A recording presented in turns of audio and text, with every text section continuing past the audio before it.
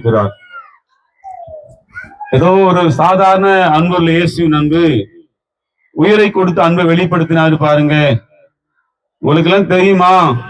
ஒரே ஒரு தெய்வம் மாத்திரம்தான் முழு உலகத்துக்காக உயிர் கொடுத்தார். அவர் தான் ஆண்டவராகிய இயேசு கிறிஸ்து.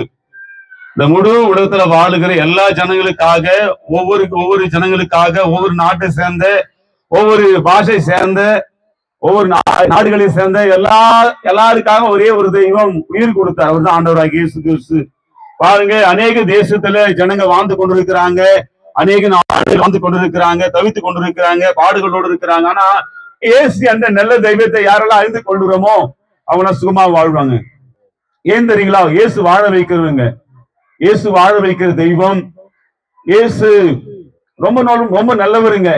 ஏன் இந்த மாலை வேலை கூட நீங்க அநேக கேள்விகளோடு இருக்கலாம். ஒரு கேள்விக்கெல்லாம் பதில் ஆண்டவராகி தெய்வம் இயேசு. பாருங்க, என்ன கேள்வி கேட்டால் அதற்கான பதில் இயேசு. ஏன் தெரியுங்களா? ஆண்டவராகி தெய்வம். நீங்களும் நானும் கேட்கிற கேள்விக்கெல்லாம் அவர் தான் பதில்.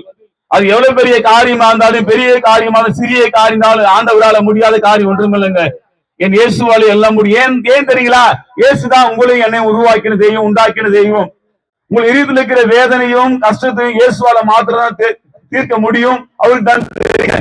ஆமாங்க, ஒரு வண்டியை ஒரு மனிதன் உருவாக்குனானா அந்த வண்டி கூட என்ன ஃபால்ட்னு அந்த மனிதனுக்கு தெரியும். ஆனா இந்த அண்ட சராசரி உண்டாக்கி அகிலத்தை உண்டாக்கின தெய்வம், மனுஷனை உண்டாக்கின தெய்வத்துக்கு அவருக்கு மாத்திரம் தெரியுங்க. நாம் அழுது கொண்டிருக்கிற, காரணம் இல்லாமல் அழுது கொண்டிருக்கிற, பிரச்சனையோடு இருக்கிற, வேதனையோடு இருக்கிற, மன அழுத்தத்தோடு இருக்கிற, நிம்மதி இல்லாம இருக்கிற, இரவு தூங்காம இருக்கிற, கண்ணீரோடு இருக்கிற எல்லா காரியத்தையும் இயேசு மாத்திரம் அறிந்திருக்கிறாருங்க. ஏன் தெரியுங்களா? அவர் தான் நம்ம உண்டாக்கினவர். ஆமாங்க, இதயத்துக்கு இன்னும் மருத்துவம், முழுமையான மருத்துவம் ஒண்ணு கண்டுபிடிக்கலைங்க. ஆமா, தற்காலிகமாக இருதயத்துக்கு அறுவை சிகிச்சை மட்டும் பண்ணானா முழுமையான தீர்வு ஒண்ணு இல்லைங்க. ஆனா முழுமையான தீர்வு ஆண்டவராகிய இயேசு கிறிஸ்து. ஏன் மனிதனுக்கு மன அழுத்தம்? ஏன் மனிதன் வாழ முடியல? மனிதனுக்கு பிரச்சனை அவ்வளவு பெரிய பிரச்சனைங்க. ஆமா, யாராலையும் வேறிக்க முடியாத பிரச்சனை மனிதனுடைய இருதயத்துல. உள்ள போகும்போது, உள்ள ஆழமான காரியம் போகும்போது மனிதன் அவ்வளவு பிரச்சனையோடு வாழ்றான். வெளியே சொல்ல முடியல துக்கத்தை, வாய் விட்டு பேச முடியல. ஆனா இந்த பிரச்சனைக்கெல்லாம் ஒரு முடிவு ஒண்ணுங்க. என் தெய்வம் இந்த பிரச்சனையை மாற்றவன் தேடி வந்திருக்கிறார். இதை கேட்க அன்பான சொந்தங்களை, உறவுகளை, ஏதோ ஒரு சத்தம் என்று அதை அசட்டை பண்ணாதீங்க.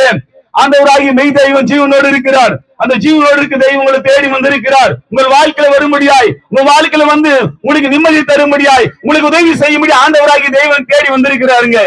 இதை மிஸ் பண்றானுங்க. இயேசு ஜீவனோடு இருக்கிறார். நான் சொல்லிக் கொண்டிருக்க தெய்வம் இயேசு ஜீவனோடு இருக்கிறார்.